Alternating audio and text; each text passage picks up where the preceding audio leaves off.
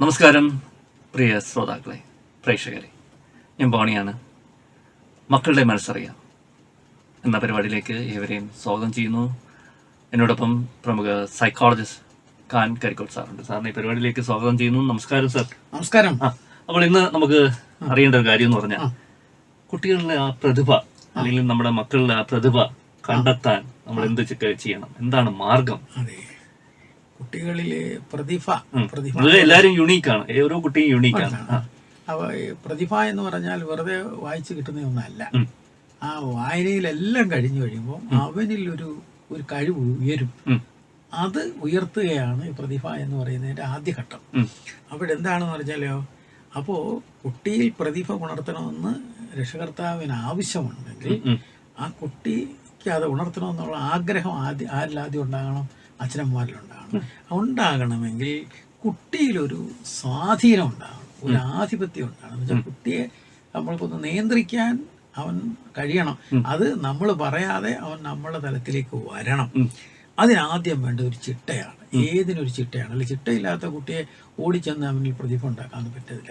ആ ചിട്ട അതുപോലെ ശീലം എന്നൊക്കെ എന്ന് പറയുന്നാൽ ചെറുപ്രായത്തിൽ തന്നെ ഉണ്ടാകണം. ഇപ്പം നമ്മളൊരു കാര്യം, ഉറക്കം ഉണരണം. ഉറക്കം ഉണരുക എന്ന് വെച്ചാൽ രാവിലെ 6 മണിക്ക് മുമ്പ് ഉണരണം. അതൊരു ശീലമാക്കണം. അപ്പം ഞാനാന്ന് എത്രയോ വർഷം, 50 വർഷം കൊണ്ട് ഈ ശീലം ഞാൻ കറക്റ്റായിട്ട് കൊണ്ടുപോകും.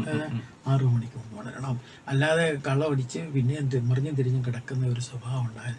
അങ്ങനെ മറിഞ്ഞും തിരിഞ്ഞും കിടക്കുന്ന സ്വഭാവമുള്ള ഒരു അച്ഛൻ അത് പറ്റത്തുമില്ല. അപ്പോൾ ഇതൊരു പ്രത്യേകതയാണ്. അപ്പം പ്രഭാത കൃത്യങ്ങൾ, അത് ആരും പറയാതെ കുട്ടികൾ പ്രഭാത കൃത്യങ്ങൾ ചെയ്യണം. ഭക്ഷണം, ഇപ്പം ഞാൻ എൻ്റെ തന്നെ ഒരു ശീലമുണ്ട്. ഭക്ഷണം രാവിലത്തെ കാപ്പി കുടിക്കുന്നെങ്കിൽ കുളിച്ച് ഷേവ് ചെയ്ത് കുളിച്ച് കഴിഞ്ഞ് വന്നേ കാപ്പി കുടിക്കാവൂ. ഈ ശീലം 50 വർഷം കൊണ്ട് തുടരുന്നു. അപ്പൊ ഈ ശീലങ്ങൾ നമ്മളുടെ ഒരു പ്രധാനമാണ്. പ്രതിഭ ഉണരണമെങ്കിൽ ശീലങ്ങളുണ്ട്. ഈ ശീലങ്ങൾ ഉണ്ടാക്കേണ്ടത് ആദ്യ കാലഘട്ടങ്ങളിൽ രക്ഷകർത്താവാണ്. അതുപോലെ തന്നെ ബസ്, നമ്മുടെ അവധാവത കൊണ്ട് സ്കൂളിൽ പോകുന്ന ബസ് കിട്ടാതെ വരരുത്. അത് ഏറ്റവും പ്രധാനമാണ്. അതുപോലെ തന്നെ അവധി ദിവസമായാലും സൂര്യോദയത്തിന് മുമ്പ് ഉണരണം. അവധി ദിവസമായിട്ട് ആരും എഴുന്നേറ്റിട്ടില്ല എന്ന് ഇവിടെ പറയരുത്. നമ്മുടെ പേപ്പർ അവിടെ കിടക്കുന്നു, ഗേറ്റ് ഇതുവരെ തുറന്നിട്ടില്ല, അങ്ങനെ വരരുത്. എല്ലാവരും അവധി ദിവസമായോ അല്ലാതായോ കൃത്യസമയത്ത് തന്നെ ഉണരണം. അതൊരു വീടിന്റെ തന്നെ ഒരു എനർജി പാർട്ടാണ്. ആ എനർജി പാർട്ട് വേണം. പിന്നെ പത്രവായന ഇപ്പോൾ പത്രത്തിന്റെ വായനകൾ കുറഞ്ഞുവെങ്കിലും അതിലൂടെ ഒന്ന് പോകണം. പല കാര്യങ്ങളും, പല പ്രധാനപ്പെട്ട വിവരങ്ങൾ, നമ്മൾ ഇമോഷണൽ വിവരങ്ങളെല്ലാം ചിലപ്പം മറ്റേര് വരും.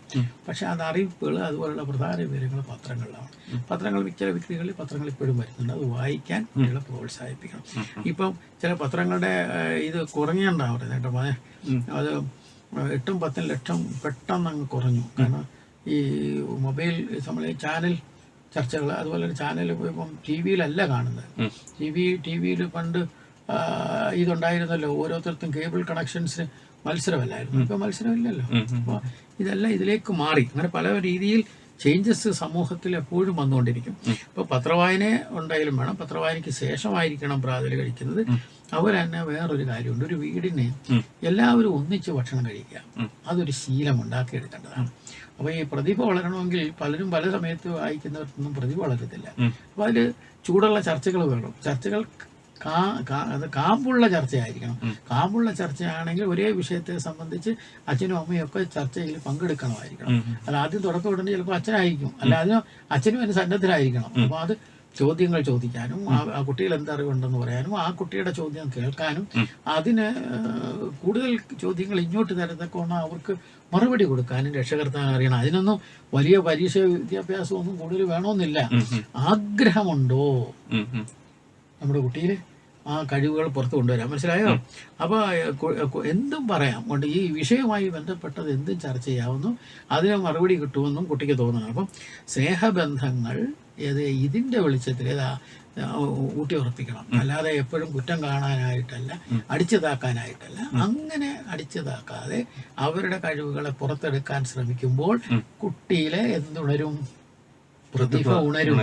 പ്രതിഭ ഉണരുക എന്ന് പറഞ്ഞു കഴിഞ്ഞാൽ പിന്നെ അവന് പരാജയമില്ല. കുട്ടി വെച്ചടി വെച്ച് കയറ്റമാണ്. മുന്നോട്ട് പോകും. അതാണ് ആ പ്രതിഭ ഉണർത്തണം. പ്രതിഭ ചിലപ്പോൾ നമ്മൾ ഉദ്ദേശിക്കുന്ന ആ മേഖലയിലായിരിക്കത്തില്ല. കുട്ടിയുടെ പ്രതിഭ ഏത് മേഖലയിലാണെന്ന് കാണിച്ചു കൊടുത്താൽ മതി, അത് ഉയർന്നു തന്നെ വരും. ഓക്കെ.